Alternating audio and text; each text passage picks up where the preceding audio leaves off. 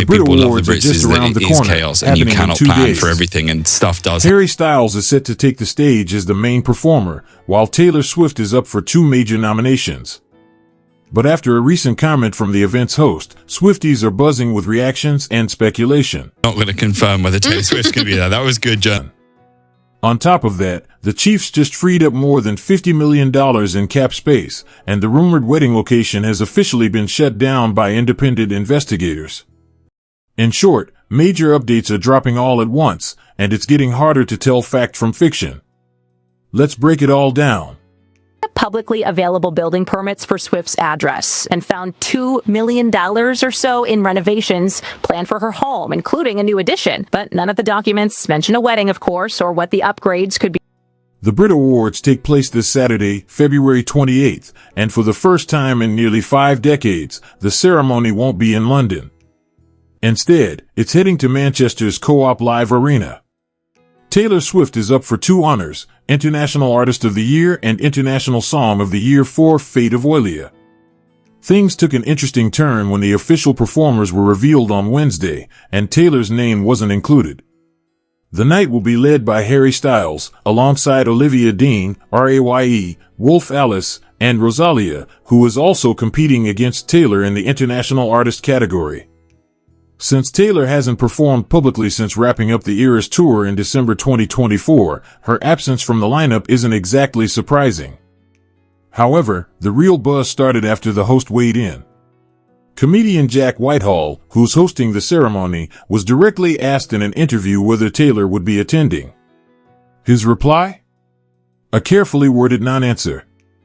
He said he wouldn't confirm anything and wasn't going to fall into that trap, which, of course, only fueled even more speculation. Look, I'm not going to confirm whether Taylor Swift's going to be there. That was good journalism, but I'm not going to fall into that trap. But then he went a step further, and this is the comment that really set fans into overdrive. He added that one of the reasons people love the Brits is because it's unpredictable. You can't script every moment, and unexpected things tend to happen. Naturally, that single remark was enough to spark a wave of new theories online. People love the Brits is that it is chaos and you cannot plan for everything and stuff does. Stuff does happen. That was the exact phrase. And those 4 simple words have now been analyzed by Swifties everywhere like they're hidden lyrics from a secret vault track. The reason? If Taylor were to make a surprise appearance at an awards show where Harry Styles is headlining, just weeks after Opalite climbed to #1 and only months ahead of her wedding, it would be the kind of headline-grabbing moment only she could orchestrate. She skipped the Grammys after Showgirl didn't meet the eligibility window, and she hasn't performed publicly since the Eras tour wrapped in December 2024. If the Brits became her big return, it would dominate online conversation in a way we haven't seen since the original Eras tour announcement. Then there's the Harry Styles factor. The two briefly dated back in 2012, and their history has been discussed by fans for more than a decade. Taylor has referenced that chapter of her life in multiple songs, which only adds to the intrigue. The possibility of them attending the same ceremony, with Taylor potentially accepting awards while Harry performs, is exactly the kind of full-circle narrative that awards show producers dream about. Whether she appears or not, the speculation alone is building enormous anticipation for the broadcast, which airs Saturday evening in the UK on ITV. Meanwhile, across the Atlantic, there's movement on the football front. The Kansas City Chiefs have been making calculated financial adjustments that strongly suggest one goal: positioning themselves to bring Travis Kelce back. Earlier this month, the team reworked Patrick Mahomes' contract, creating roughly $43.65 million in cap space. Then they released veteran defensive end Mike Dana, freeing up another $9 million. After initially projecting to be more than $57 million over the cap heading into the offseason, the Chiefs have now created enough flexibility to retain key players, including Travis. At the NFL Combine, General Manager Brett Veach made the organization's stance clear. He praised Travis as an icon, confirmed ongoing communication with his representatives, and emphasized that while the team has prepared for multiple possibilities, they're hopeful he'll return. Taking a different approach with Travis in the sense that I think, we've kind of prepared for either scenario, and Coach had mentioned on Friday he's had great dialogue with Travis on our end, myself, Crochet, Travis's crew. We've had some good dialogue there. Travis is the best. He's an icon, and hopefully he comes back, and we'll just kind of let that process. According to the Associated Press, Travis has no plans to explore free agency. In other words, if he suits up for the 2026 season, it will be in Kansas City, or he won't play at all. Adding to that, NFL insider Tom Pelissero reported that negotiations are already in progress and moving in a positive direction, signaling that a return is becoming increasingly likely. Travis Kelce, my understanding, and I think Ian said this on Super Bowl Sunday, is they have already been in contract talks. It seems like this is trending toward Travis coming back and playing for Kansas City, but nothing is done. Offensive coordinator Eric Bieniemy, who was on the staff during Travis' incredible streak of 7 straight 1,000-yard seasons, is back with the team and has already spoken with him about potentially teaming up again. At this point, all signs seem to be lining up for a 14th season. Love the guy, and it's going to be awesome to see him back in the building. Can't wait to see him back in the building, man. He's one of my favorite coaches of all time, one of my favorite people of all time. I've had so many unbelievable, growing moments under him as a player. Veach may have delivered the most revealing comment of the entire offseason. He pointed out that Travis isn't some 27-year-old entering free agency for the first time. He's already checked every box in his career and achieved just about everything possible. With a wedding ahead and plenty happening in his personal life, this decision is about much more than just football. Typical, hey, 27-year-old, first time at free agency. I mean, Travis has done everything. He's accomplished everything. He's about to get married. He's got a lot going on. And so I don't think there's an element of us not trying to, you need some sort of deadline, timeline, but at the same time, I mean, it's Travis Kelce. So we're going to just continue to have positive dialogue and see where this. That about to get married remark from the general manager carries real significance. It reinforces what many people already assumed: the wedding is a major piece of Travis' timeline, and the Chiefs appear to be giving him room to sort out both his personal and professional decisions at the same time.